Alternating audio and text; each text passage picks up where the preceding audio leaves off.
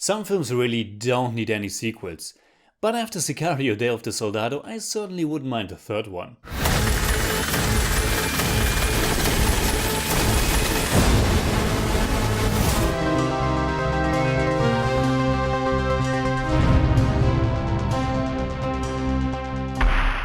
Servus Freunde, my name's Jimmy Cage, and Sicario was one of these films that were perfectly fine just being that one story.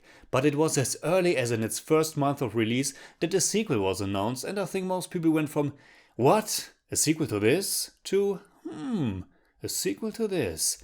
And now 3 years later we get Sicario Day of the Soldado. Lead actress Emily Blunt didn't reprise her role, director Denis Villeneuve didn't return, it wasn't shot by Roger Deakins, who finally got an Oscar for Blade Runner 2049, and also the score wasn't composed by Johan Johansson, who died way too young this February. And before going in, I've read A Day of the Soldado is to Sicario what Rambo First Blood Part 2 was to its predecessor. Where the first one was this action drama about a deeply traumatized veteran who didn't fit in with society anymore, the second one went full reactionary war fantasy. Now I have to say that I like the second Rambo a lot, but I like it on that 80s macho action movie level.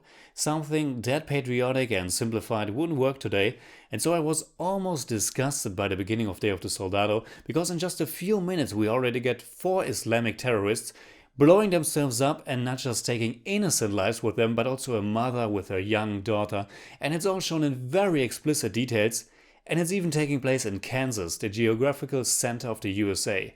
So my initial impression was that this might be a very right-wing propaganda action piece in which primal emotions are used to legitimize an American war on terror, in which all moral boundaries could be pushed aside as long as those dirty terrorists are gunned down, and in which our two protagonists, Alejandro, played by Benicio del Toro, and Matt Graver, played by Josh Brolin, can still be ruthless men who protect the country against evil foreigners.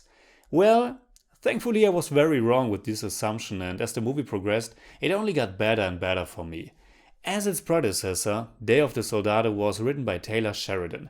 After his loose frontier trilogy, Sicario, Hello High Water and Wind River, he continues to explore questions about modern America, about violence, morality, the old and the new, and once again it has this modern western feeling.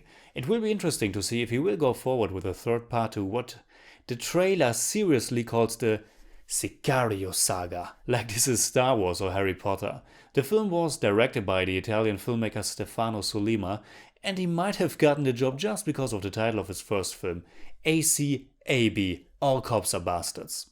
Of course I'm joking, but I was very relieved that Del Toro's and Brolin's characters weren't turned into good guys here. Emily Blunt's character was pretty much the moral compass in the first one, and with her gone, there simply isn't one here, which made this almost an even more ambiguous, morally complex film, at least far more so than I was expecting.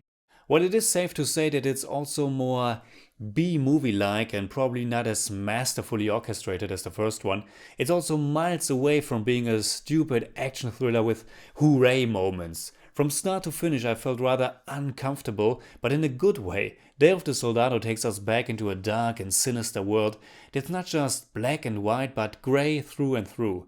There isn't a single good character to be found, and you can despise many actions of these protagonists.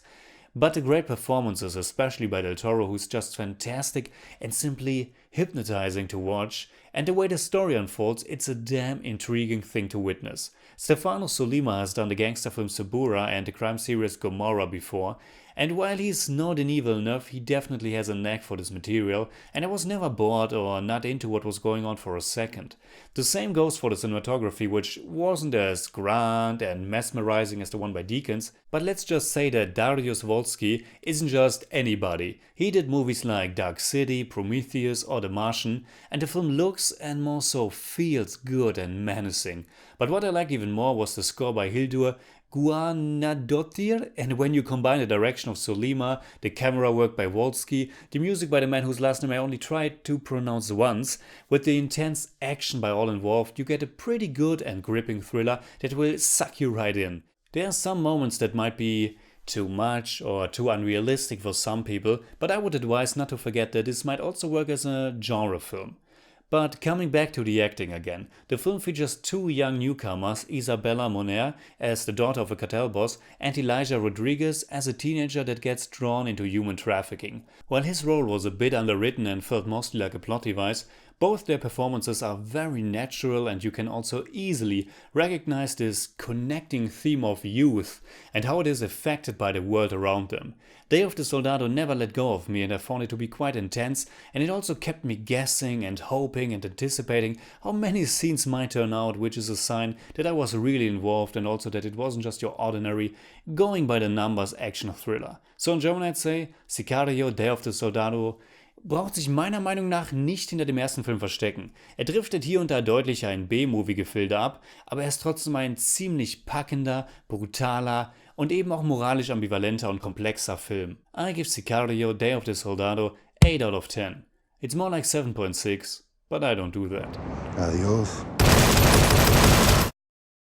Alright, that's it like always. Comment below and let me know what you think about Sicario, Day of the Soldado. And also let me know what is your favorite cartel movie. You can hit me up on Twitter, Facebook and Instagram simply at the Jimmy Cage. And if you enjoyed this episode, please give me a thumbs up, share, subscribe, whatever you like. And make sure you hit that bell for all I have to tell.